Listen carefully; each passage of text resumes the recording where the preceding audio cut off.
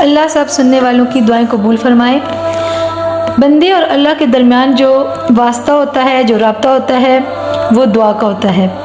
دعا بہت ہی خوبصورت اللہ کی طرف سے عطا ہوتی ہے ان بندوں کو جو اس سے دعائیں کرتے رہتے ہیں۔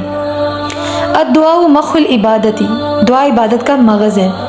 موسیٰ علیہ السلام کا قول ہے کہ تم دعا اس زبان سے کرو جس سے تم نے گناہ نہیں کیا ہوتا، تو وہ زبان دوسروں کی زبان ہوتی ہے، کیونکہ دوسروں کی زبان سے ہم گناہ نہیں کر سکتے، تو اس لیے اپنے لیے دوسروں سے دعا کرواؤ۔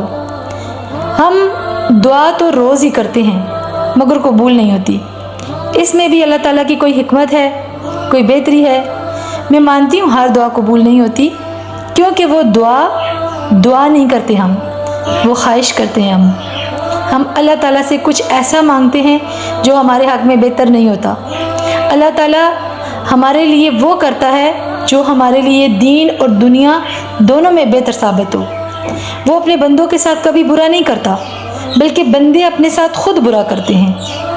ایسی خواہش کے پیچھے دل لگا بیٹھتے ہیں کہ وہ قبول نہیں ہو رہی ہوتی، پھر اللہ سے شکایتیں کرتے ہیں، لیکن اس میں آپ کی کوئی بہتری ہوتی ہے، اور کچھ دعائیں ایسی ہوتی ہیں جو صرف ہم اپنے لیے مانگ رہے ہوتے ہیں۔ دعا کو محدود مت کرو، دعا کو محدود مت کرو، دعا تو سب کے لیے ہوتی ہے۔ اللہ میں ہر ایک کے حق میں دعا کرنے کی توفیق عطا فرمائے، آمین یا رب العالمین۔